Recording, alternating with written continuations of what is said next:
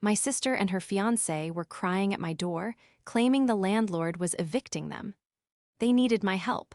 But I just remembered what I overheard at my father's birthday, them joking about how I was too dumb to realize they'd never pay me back. So I smiled and handed them a folder. This is where the story truly begins, and you won't want to miss what happens. Make sure you're subscribed to see it through to the end. We're always curious. Where in the world are you all watching from today? Let us know in the comments. The migraine had been clinging to me for 3 days, a relentless, icy grip behind my right eye. I was sitting in my darkened living room, a damp cloth over my forehead, the ringer on my phone silenced. As a university registrar, the end of the semester was my personal nightmare. I just processed grades and academic probations for over 6,000 students, and my brain felt like it had been wrung out to dry. I was 36, single, and my primary relationship was with my spreadsheets. My apartment was my sanctuary, a quiet, orderly place where everything made sense. When the doorbell rang, it felt like an act of violence. The chime was shrill, insistent. I ignored it. Then came the banging. Not a polite knock, but a frantic, rattling the frame pounding. I dragged myself to the door, my head pulsing with every step. I peeked through the peephole and my stomach instantly clenched. It was my younger sister, Daphne, and her fiancé, Marco. Daphne was sobbing, her face blotchy and red. Marco had his arm around her, his expression a mask of theatrical worry. Though he was clearly aiming it at the peephole, he had to know I was behind. I opened the door, keeping the security chain latched. "Daphne, what's wrong? It's 10 p.m. "Aggie, you have to help us," she wailed, pushing against the door. "He's kicking us out, the landlord, he's evicting us." Marco chimed in, his voice smooth and urgent. "Agatha, please, we just got the notice. It's on the door, we have 3 days. 3 days, we have nowhere to go, you didn't pay the rent." The last 3 words hit me like a splash of cold water. You didn't pay. Not we missed a payment, but you. I stared at them through the 2-inch gap. Daphne, my 27-year-old sister, the Etsy shop owner, who specialized in beaded jewelry that she never quite managed to sell. And Marco, 30, the startup founder, whose company consisted of a slick webpage and a non-functioning app he'd been beta testing for 2 years. For 8 months, I had been paying the rent on their trendy downtown loft. 8 months of me pulling double shifts during enrollment peaks, canceling my vacation plans, and eating instant noodles just so they could get on their feet and save for the wedding. The migraine, the exhaustion, the stress of my job, it all evaporated, replaced by a sudden, chilling clarity. I wasn't just tired, I was being played. "I don't understand," I said, my voice flat. "I gave you the money for this month. I transferred it on the 1st, just like always." This was a lie, of course, but it was the first one that came to mind. "No, you didn't," Daphne cried, her voice rising to a shriek. "I checked the account, the money's not there. How could you do this to us, Aggie? We're family." I looked at her, really looked at her. Her designer handbag, Marco's new limited edition sneakers. I thought about the photos she'd posted last week of their working brunch at a $50 a plate restaurant. I thought about the 8 months of my life I had sacrificed.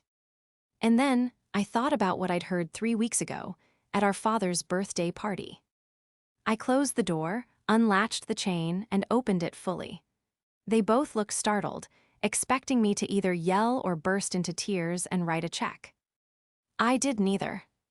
"Come in," I said, my voice betraying nothing. "We need to talk." They walked past me, dripping entitlement and false panic onto my clean entryway rug. As I watched them settle on my sofa, the same sofa I'd stopped myself from replacing because the money was needed elsewhere, I felt a resolve harden in my chest. They thought I was their safety net. They thought I was their fool. They had no idea what I'd been doing for the last 3 weeks. The betrayal was worse than any migraine. The moment they were inside, the dynamic shifted. The panic evaporated from Marco's face, replaced by an air of impatient expectation. He sat forward, elbows on his knees, as if preparing for a business negotiation he was certain to win. Daphne, on the other hand, kept up the waterworks, dabbing at her dry eyes with the sleeve of her cashmere blend sweater, one I recognized from a boutique I couldn't afford. "Aggie, I just don't know what we're going to do," she whimpered, looking around my modest, one-bedroom apartment. I could see the faint distaste in her eyes as she scanned my practical, second-hand furniture. "The landlord is a monster. He said if we're not out by Friday, he's changing the locks and throwing our stuff on the street." "He can't legally do that without a court order," I said, my voice still neutral. I walked past them to my kitchen, my back to them as I filled the electric kettle. My hands were perfectly steady. "He has to serve you a formal eviction notice, which gives you time to respond. A pay or quit notice is standard." Marco scoffed. "Lawyers, courts, Agatha, we don't have time for that. We need the money. Now, you just need to call him in the morning and wire him this month's rent plus the late fees, and probably next month's just to smooth things over." I turned, kettle in hand. "You want me to pay 2 months' rent plus late fees for a payment you were supposed to make?" "No, Aggie, a payment you were supposed to make," Daphne insisted. "You promised you'd help us until the wedding. You said you'd cover the rent so we could save for the deposit on the venue." "I promised I'd help you get on your feet," I corrected her, my voice quiet. "I've been paying your rent for 8 months. That's $16,000. When I agreed to help, you both swore it was temporary. You both said you were working, that Marco's app was about to get its first round of funding."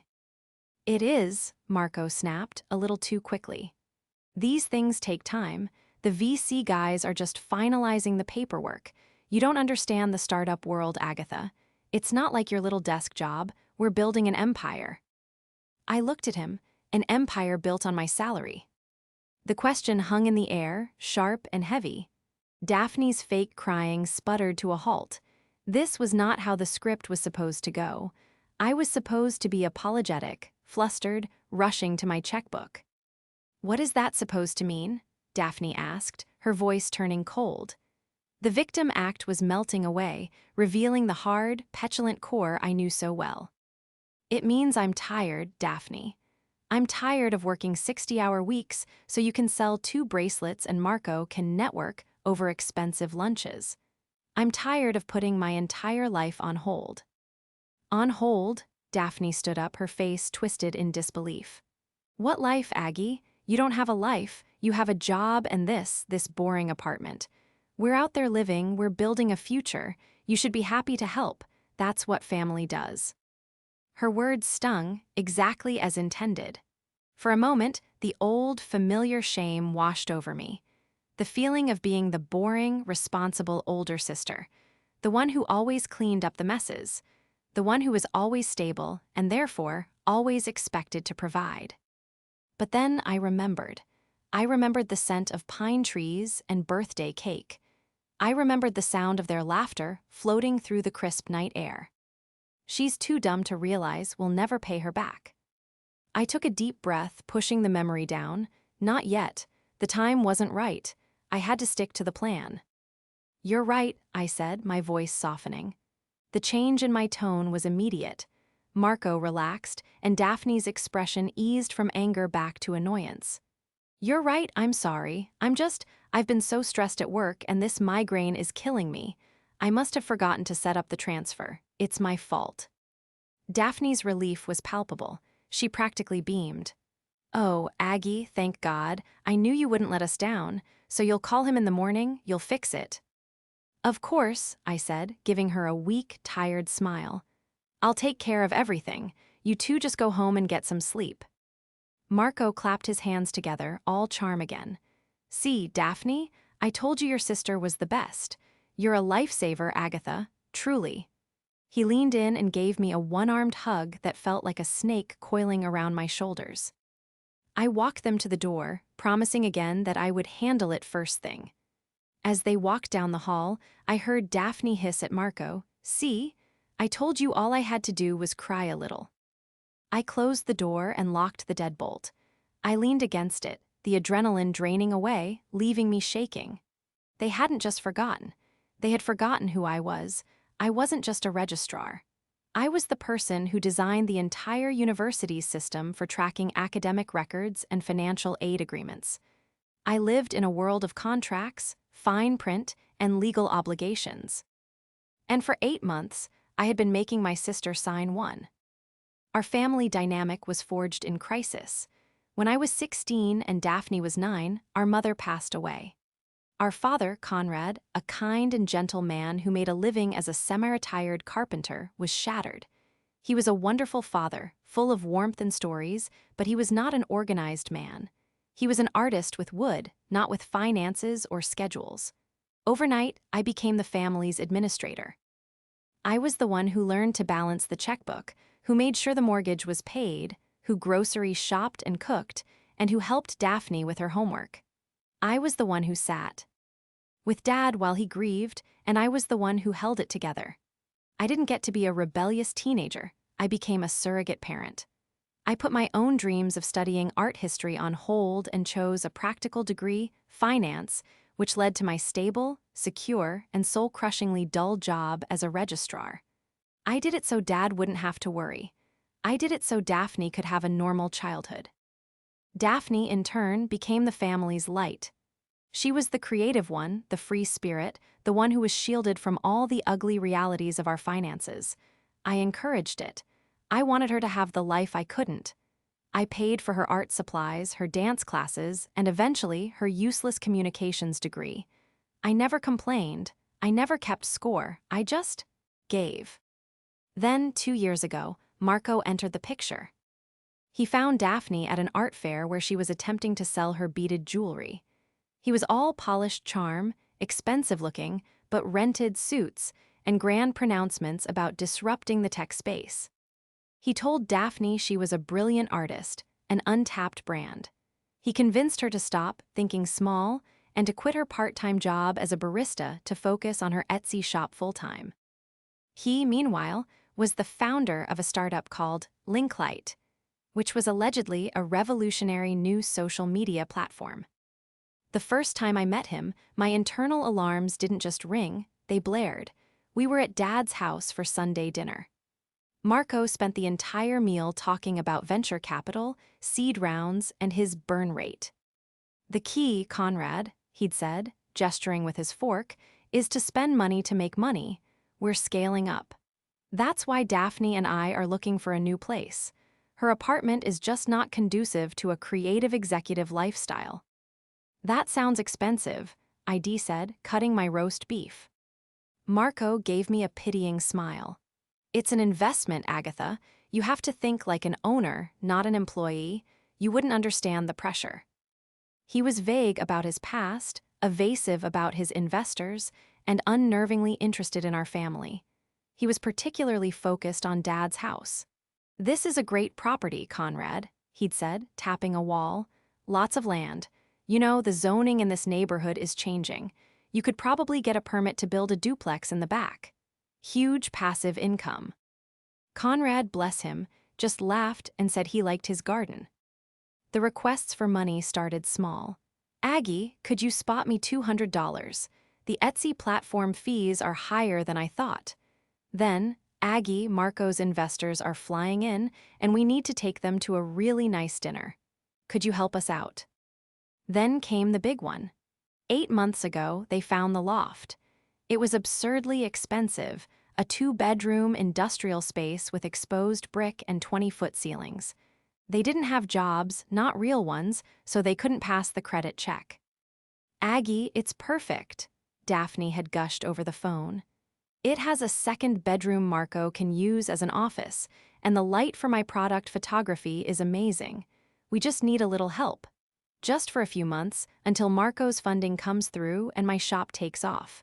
We'll pay you back every single penny, I swear. I was hesitant. It was so much money. It was, in fact, the exact amount I had been putting into my future condo savings account every month. But she was my sister, and she swore it was temporary. Okay, I said, with a sigh that felt like it came from my bones.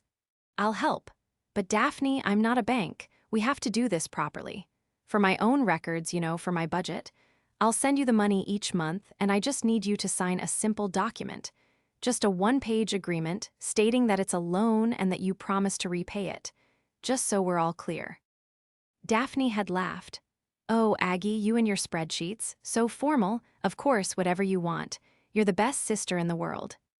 So, on the first of every month for 8 months, I would transfer $2,000. And a day later, I would email Daphne a simple PDF titled Personal Loan Agreement Month X. It specified the amount, the date, and the terms, to be repaid in full upon request by Agatha, my last name. She would e-sign it and send it back within minutes, usually with a heart emoji. She thought it was a joke, a cute little quirk of her boring, older sister. She hadn't realized she was signing a confession. The scene at my father's 62nd birthday dinner was seared into my memory. It was 3 weeks before the eviction drama. We were at Conrad's house, the one I grew up in. He was grilling burgers in the backyard, the smell of charcoal and sawdust. His workshop was nearby, filling the air. It was a perfect, crisp October evening. I had stepped inside to the kitchen to take a call from my office, a frantic registrar in training who couldn't figure out a new software patch. I paced into the dining room, my back to the open patio door, murmuring instructions int. Oh, my phone. As I hung up, I heard Daphne and Marco talking, their voices drifting in from the fire pit just outside. They hadn't seen me. Another month banked, Marco said, his voice smug. 16 grand just like that. Your sister's a walking, talking ATM. I know, Daphne replied, and then she laughed. It was a light, tinkling sound, completely devoid of warmth. She's just so easy. Oh, Daphne, it's for my records. She's too dumb to realize we'll never pay her back. Who would even make their own sister sign something like that? A lonely spinster who wants to feel needed, Marco said. Honestly, babe, once we get the wedding gifts, we should see if we can get her to invest in Linklight. She's got that condo fund just sitting there. SHH not so loud, Dad will hear. Dad's half-deaf and thinks you're an angel. He's as clueless as she is. I stood frozen in the dining room, the phone slipping from my numb fingers. It hit the carpet with a dull thud. I felt the blood drain from my face. It wasn't just the money, it was the contempt. Too dumb, lonely spinster. They didn't just see me as a resource, they saw me as a pathetic joke. I turned and walked silently back through the kitchen, out the front door, and got into my car. I drove home, my mind a terrifying, cold blank. I didn't cry. I didn't rage. I just processed. When I got home, I opened my laptop. I went to the secure folder on my hard drive labeled Family. Inside was another folder. Daphne Loans. I opened it. 8 PDF documents sat there, neatly filed. Loan Agreement March, PDF Loan Agreement April, PDF Loan Agreement May, PDF, and so on, all the way to October. Each one was signed. Each one was dated. Each one was a legally binding promissory note. My initial, blind fury wanted me to call her, to scream, to send her the files and demand my money. But my registrar brain, the part of me that was logical and strategic, took over. A confrontation would lead to a dramatic, tear-filled scene. She would twist the story, paint me as the villain, and cry to Dad. He would beg me to be the bigger person and forgive. And I would get nothing. No, they wanted to play a game. I would play a better one. The 1st of November was 10 days away. That was the date I was scheduled to send the next $2,000. I simply didn't. I transferred the money from my checking account into my high-yield savings, along with an extra $1,000 I'd saved. I blocked Daphne's and Marco's numbers from casual texts and calls, but left their ability to leave voicemails and knock on my door. I wanted them to feel the silence. Then I started to dig. I was a registrar, yes, but my job was essentially data management and investigation. I spent my days tracking down obscure academic records, verifying international transcripts, and flagging fraudulent applications. Finding information was my superpower.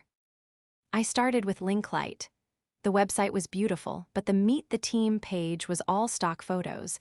I did a reverse image search. Lead developer, Jan, was actually smiling man in office from a German stock photo site. Head of marketing, Sven, was enthusiastic millennial with laptop. The only real person was Marco. I ran a business registry search in our state. No Linklight Inc. or Linklight LLC existed. I expanded the search. Nothing. The entire company was a phantom, a simple website template he'd probably bought for $50. Next, I looked up Marco himself. This was harder. He had a common name, but I had his date of birth from a rental application I'd helped Daphne fill out. I paid $49.95 for a comprehensive background check. The results were staggering. Marco wasn't a startup founder. He had a string of failed businesses, 2 small claims court judgments against him for unpaid debts to vendors, and an eviction from an apartment 2 years ago. But the real bomb was his marital status. Marco was still married.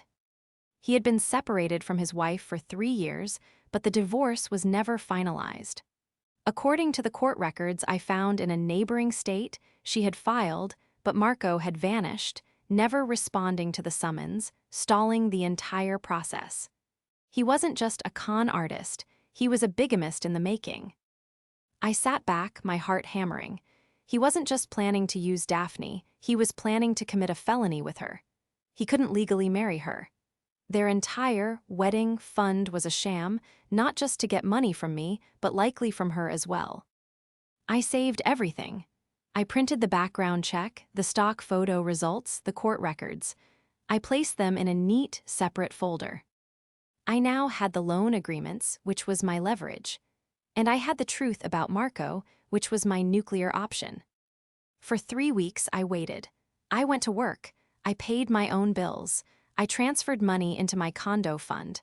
And I waited for the inevitable, frantic banging on my door. When they showed up that night, desperate and demanding, I had been fully prepared. After I let them convince me to fix my mistake, I sent them away, promising to handle it in the morning. They left my apartment relieved, convinced I was still firmly under their control. I slept soundly for the first time in weeks. The next morning, my phone buzzed with a text from Daphne.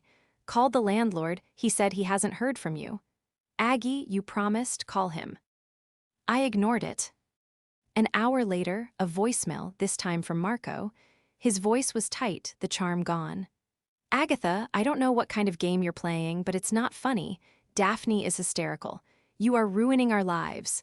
Call the landlord and pay him. Now. I went to work. I sat in meetings. I processed graduation applications. My phone buzzed 17 more times. I let every call go to voicemail. That evening, they were back. This time, the banging on my door was so loud, my neighbor poked his head out of his apartment. I opened the door, and before I could even speak, Marco pushed his way inside.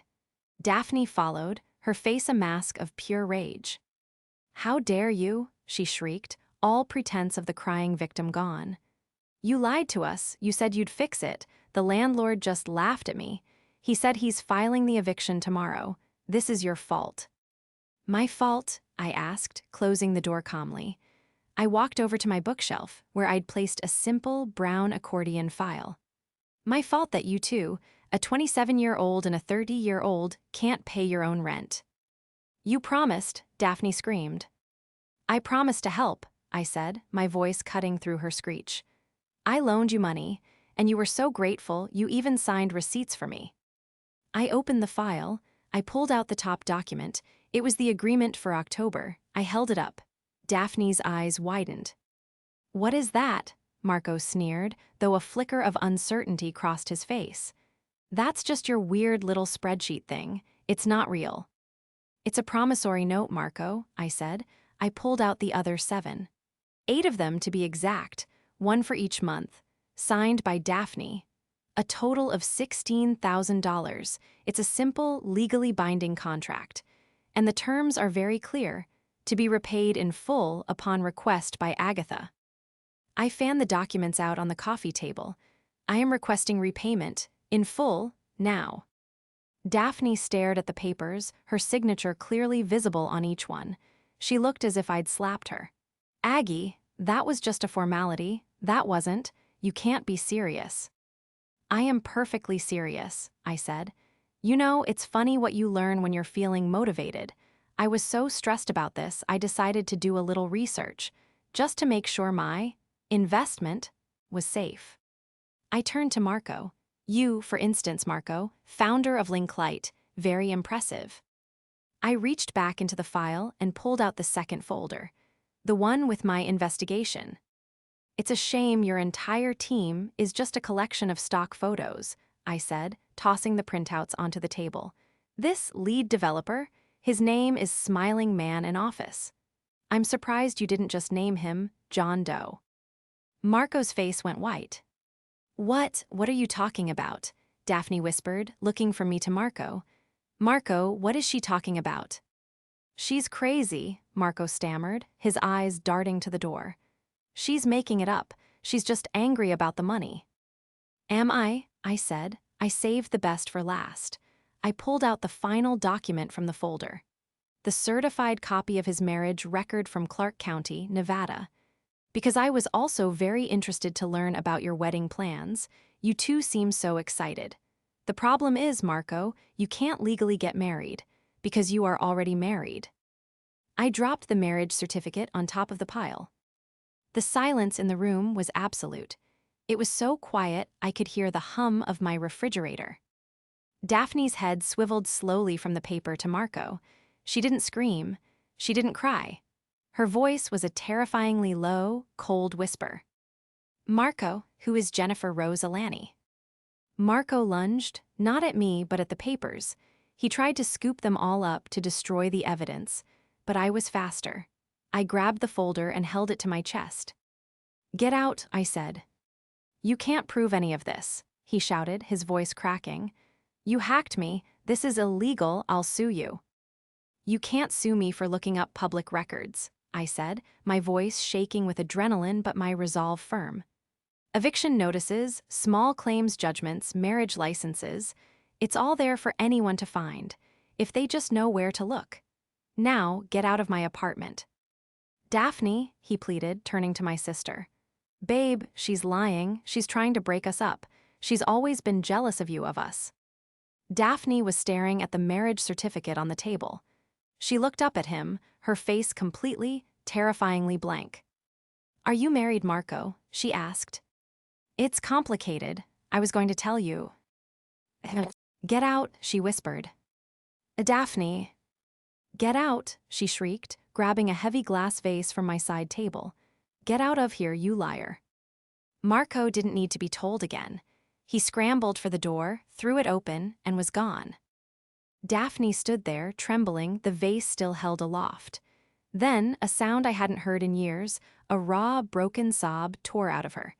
The vase crashed to the floor and she collapsed, folding in on herself. She didn't cry about the apartment or the eviction or the money. She just wailed, "He lied to me. He lied to me." I watched her for a long moment. The part of me that had raised her wanted to rush over, to hold her, to tell her it would be okay. But the part of me she and Marco had created, the lonely spinster, the dumb ATM, just stood there. I didn't move. I didn't say a word. I just let her cry. Daphne's breakdown was short-lived. The moment the shock wore off, her primary emotion, the one that had guided her entire life, surfaced: self-preservation.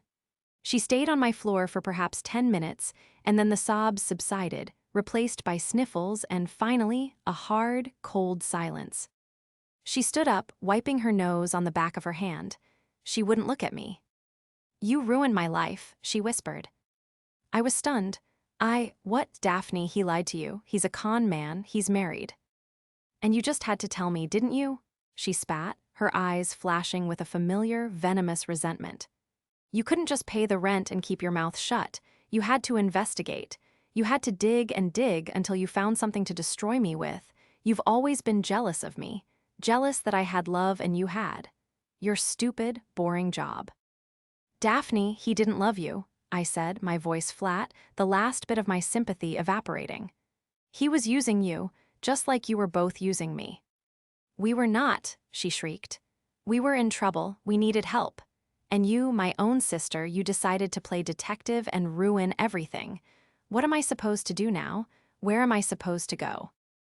I don't know, Daphne, I said, gathering the scattered papers from the floor. That's not my problem. Not your problem. I'm your sister. I'm going to be homeless because of you.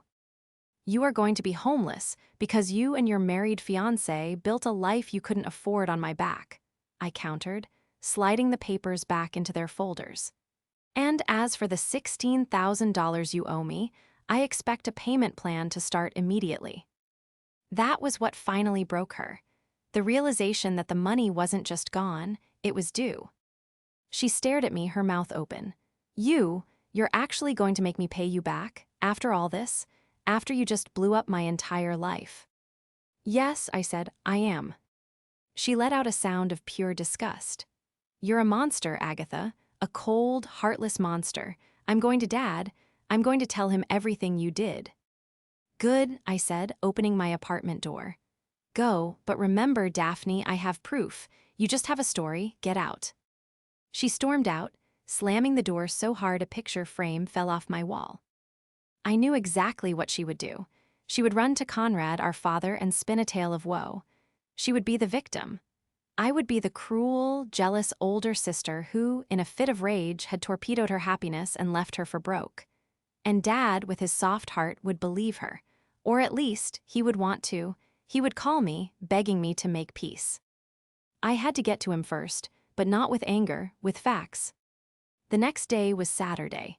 I drove to my dad's house, the one I grew up in.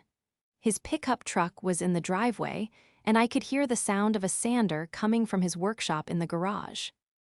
I found him there, covered in a fine layer of sawdust, carefully smoothing the edge of a beautiful rocking chair. He smiled when he saw me. Aggie, what a surprise, honey. Come to see the old man. Hi, Dad, I said, my voice steadier than I felt. I need to talk to you about something. It's about Daphne. His smile faded. He switched off the sander, and the sudden silence of the garage felt heavy. Is she okay? She called me last night, hysterical, said you two had a terrible fight. She was incoherent, something about her apartment. She and Marco are being evicted, Dad, I said. Evicted? Oh my goodness, why, what happened? Because I stopped paying their rent, I said simply. Conrad stared at me. You were paying their rent for how long, Aggie? 8 months, Dad, $16,000.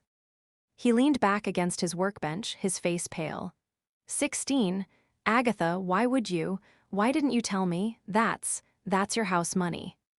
Because she's my sister, I said, the old, familiar tightness in my throat. Because she promised she'd pay me back. She and Marco, they said they just needed a few months to get on their feet.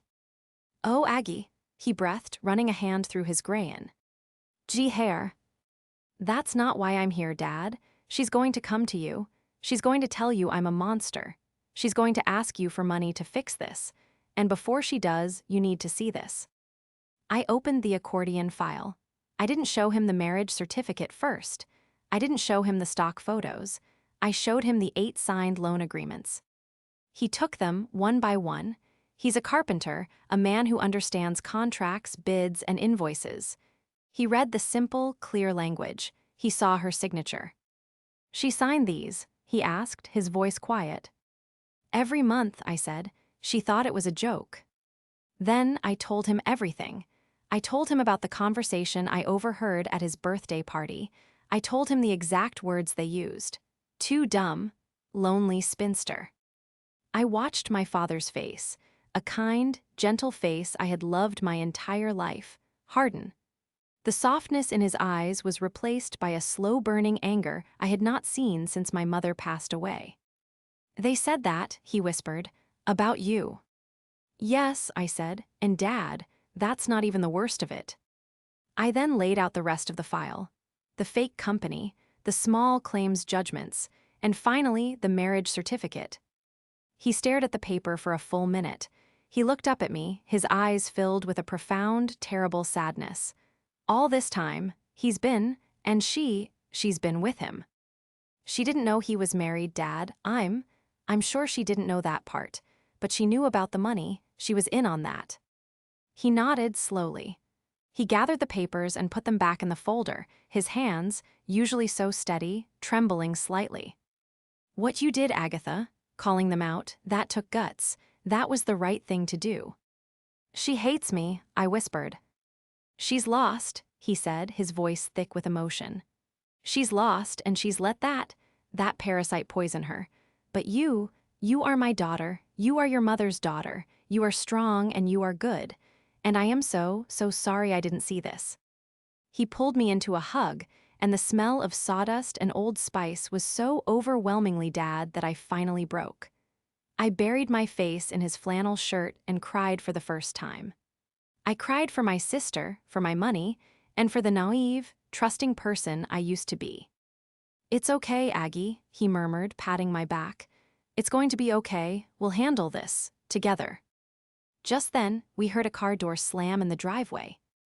"Daphne." Daphne stormed into the workshop without knocking, her eyes red-rimmed and furious. She was still wearing the same clothes from the night before. When she saw me standing there with Dad, she skidded to a halt. "What is she doing here?" Daphne demanded, pointing a trembling finger at me. "Did you run here to poison him against me? Did you show him your secret files?" "Daphne, calm down," Conrad said, his voice low and firm. It was his workshop voice, the one that meant business. It stopped her cold. She was used to Dad, not Conrad. "Don't tell me to calm down," she yelled. "She's ruined my life, she got me kicked out of my house, and she broke up my relationship. All because she's a jealous, miserable old maid." The words "old maid" hung in the dusty air. I flinched, but Dad stepped forward. "That's enough, Daphne," he said. "Not another word." "No," Daphne advanced on him, her face pleading. "Dad, you have to help me, she's trying to destroy me. Marco made some mistakes, okay? But we were in love, and she dug up all his private business just to hurt me, and now she's saying I owe her money." She spat the word like it was poison. "She wants me to pay her back for helping me. Can you believe that, her own sister?" Conrad looked at her, his face carved from stone. "I've seen the papers, Daphne." "They're not real," she insisted, her voice cracking with desperation. "That was just a game. A stupid thing Aggie made me do. You can't. Dad, you can't take her side. I'm your daughter." "So is she," Conrad said, his voice dangerously quiet. "And she's the daughter who has been paying her own way since she was 16. She's the daughter who put her own life on hold so you and I could be okay. She's the daughter who has been parenting you since your mother died." This hit Daphne harder than the marriage certificate. She recoiled, her face ashen. "That's not true." "It is true," Conrad said. "And how do you and that fraud, repay her? I know what you said, Daphne, at my birthday party." Daphne's eyes darted to me, wide with panic. She knew. My father continued, his voice shaking with a rage I'd never heard. "She's too dumb. A lonely spinster. An ATM. Is that what you think of your sister? The woman who has been funding your entire adult life?" Daphne's face crumpled. The self-righteous anger vanished, replaced by the terrified, guilty expression of a child caught red-handed. I didn't mean it. Marco, he." "He what?" I said, finally speaking. My voice was cold and clear. "He made you say it. He made you laugh. He made you spend my $16,000 while I was eating instant noodles and canceling my vacations." She stammered. "You have nowhere to go," I stated. "You're evicted. Your fiancé is a married con man, you have no job, and you owe me $16,000. I paused, letting the reality of her situation settle on her. "So, here's what's going to happen." I looked at Dad. "She can't stay here, Dad, not for free. She'll do the same thing to you that she did to me." "Agatha, no," Daphne wailed. "Dad, please, I have nowhere else to go. I'm your daughter." "Agatha's right," Conrad said, his face grim. He turned to Daphne. "You can stay here on 2 conditions. 1, you will get a full-time job, not your Etsy shop. A real job with a W-2. I don't care if it's at the coffee shop or the grocery store. You will work, and you will work 40 hours a week." Daphne looked horrified. 2, he continued, "you will give me your paycheck.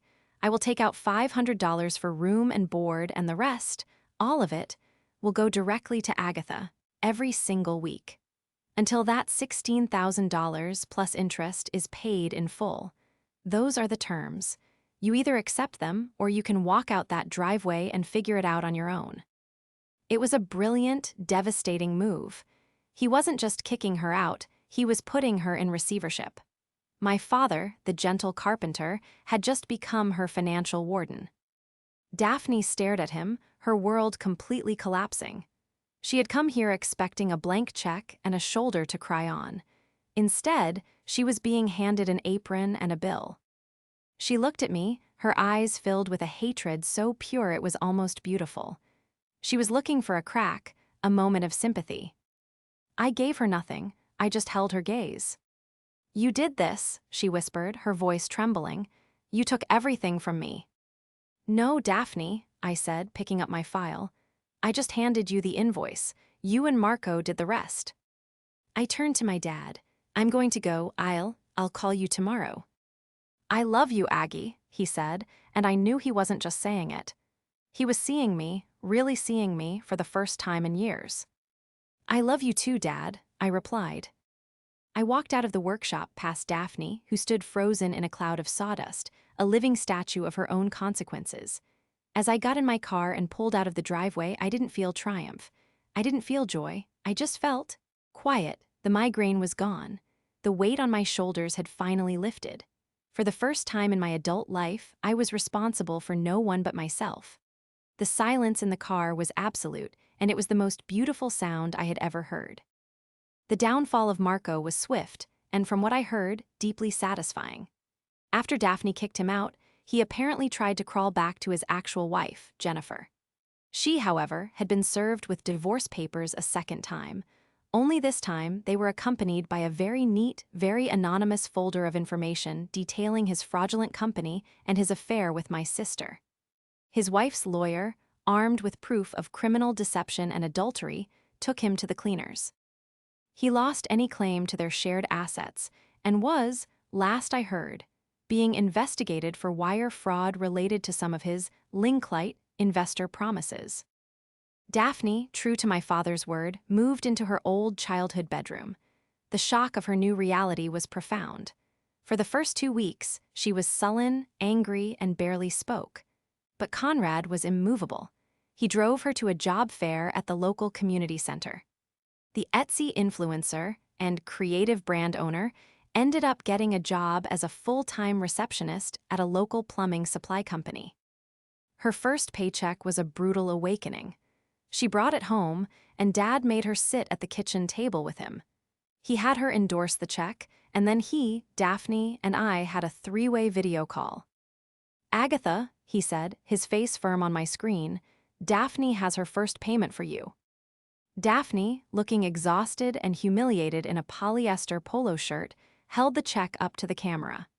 It was for $614.22. "Thank you, Daphne," I said, my voice polite and professional.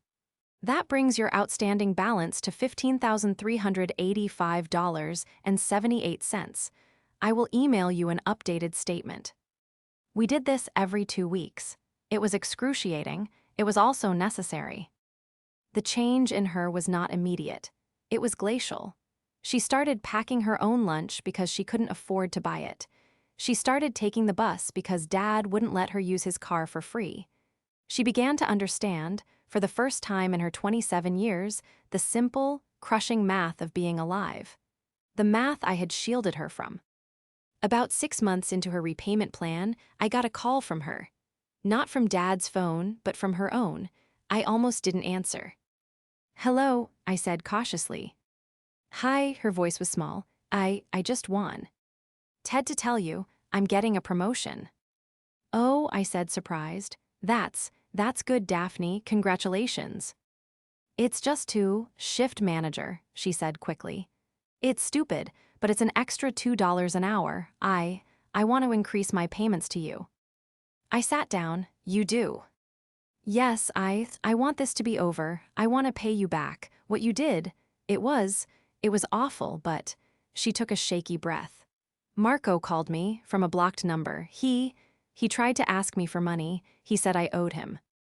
What did you do? I asked. I told him. I told him I knew a great lawyer, and that if he ever called me again, I'd make sure his wife's fraud case was the least of his problems. Then I hung up and blocked him. I was speechless. Anyway, she said, her voice rough, I'll send you the new amount. Bye, she hung up. It wasn't an apology, not really, but it was something more important. It was accountability. With the money from Daphne, and with the money I was no longer hemorrhaging, my condo fund grew faster than I ever thought possible. A year after that fateful night at my apartment, I walked into a bank and was pre-approved for a mortgage. 2 months after that, I signed the papers for my own place. A bright, sunny, 2-bedroom condo on the top floor of a quiet building, with a small balcony perfect for a chair and a book. I kept my old apartment for a month after I moved, just to paint my new place and move my things slowly. The last day, I was doing a final walkthrough of the empty, clean rooms. My phone buzzed. It was a text from Daphne. Balance $0, thank you. I looked at the text. I looked around the empty apartment that had been my sanctuary and my prison. Then I typed back a reply. You're welcome. I put the phone in my pocket, walked out the door, locked it for the last time, and never looked back. My new home was waiting.